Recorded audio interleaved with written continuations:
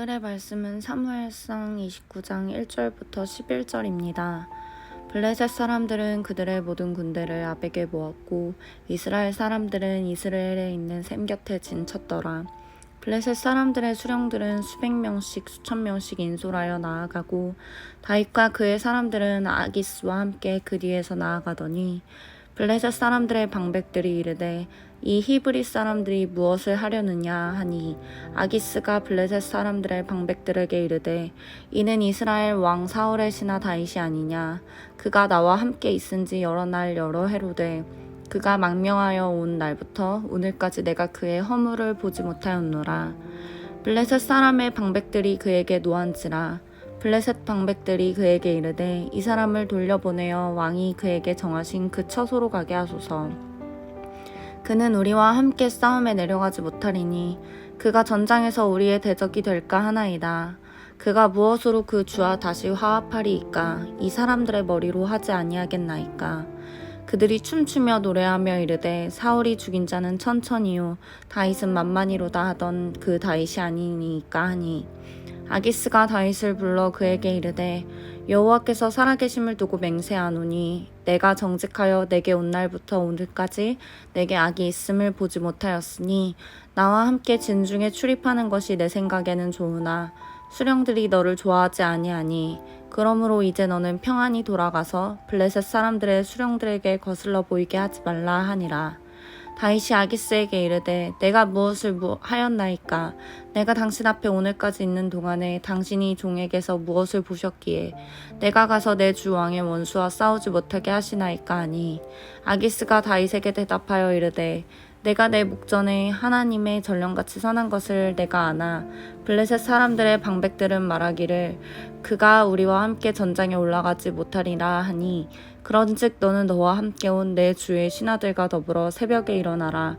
너희는 새벽에 일어나서 발거든 곧 떠나라 하니라. 이에 다윗이 자기 사람들과 더불어 아침에 일찍이 일어나서 떠나 블레셋 사람들의 땅으로 돌아가고 블레셋 사람들은 이스라엘로 올라가니라. 아멘. 네, 오늘 우리가 함께 나눌 말씀은 사무엘상 29장 1절부터 11절까지의 말씀입니다. 오늘 장면은 사실 27장과 연결되어지는 장면입니다. 이스라엘과 전쟁을 앞두고 있는 블레셋 군대는 전열을 정비합니다. 그리고 그 전쟁에 다윗도 참가하게 됩니다. 그런데 문제가 생겼죠. 블레셋 장수들이 다윗의 이번 전쟁에 참여하는 것을 거부합니다.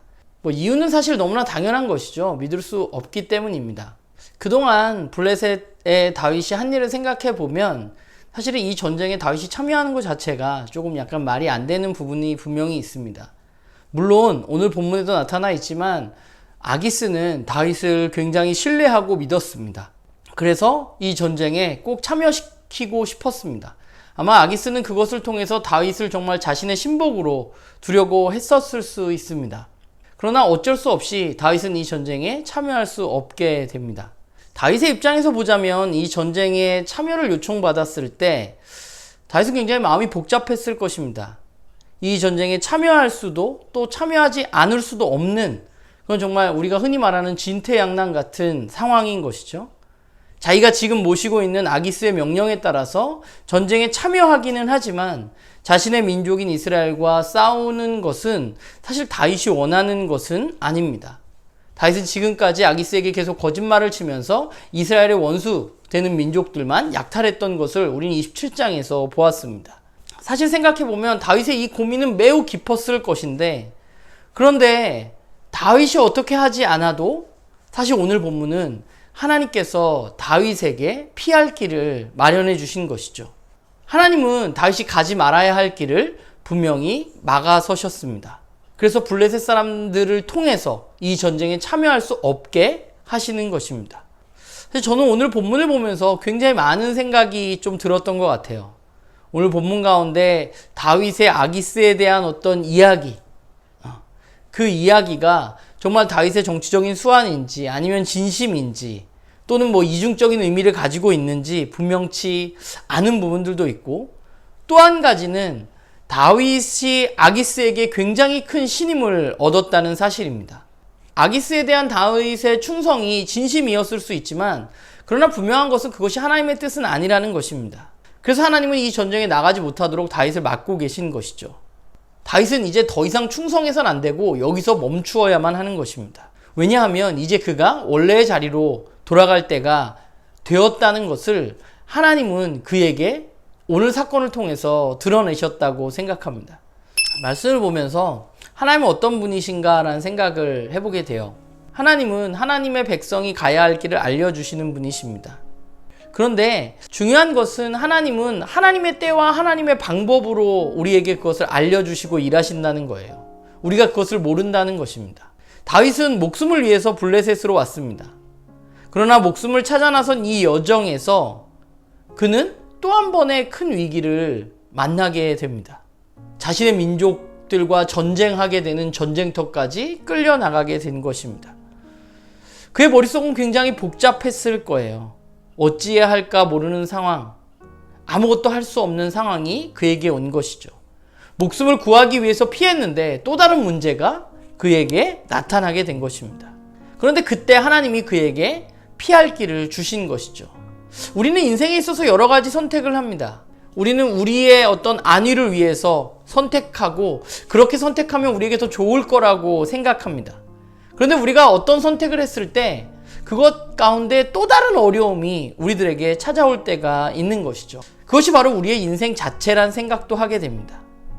나름 우리가 머리를 굴려서 최선을 다해서 나의 이익을 위해서 행동하지만 그러나 계속해서 한 가지 문제가 해결되면 또 다른 문제가 찾아오는 것이 우리네 인생입니다. 우리는 아둥바둥하면서 최선을 다해서 살아가지만 그리고 이 문제만 해결되면 모든 것이 괜찮을 것 같지만 한 가지 문제가 해결되면 또 다른 문제가 찾아오는 것이죠. 그래서 우리의 인생에서 우리가 깨달아야 할 것이 있습니다. 바로 하나님은 어떤 분인가 하는 것입니다. 하나님이 우리에게 하시는 일은 우리가 걸어가야 할 길을 하나님 알려주신다는 거예요. 우리는 우리가 최선을 다해서 우리의 마음대로 우리의 인생을 개척해 나가고 열심히 하면 될 것이라고 생각하지만 사실 그렇지 않다는 거죠. 여기저기 복병이 너무 많이 우리 주변에는 있습니다. 우리가 해야 할 것은 이 우리의 삶의 주인이신 그 하나님을 계속해서 바라보는 것입니다.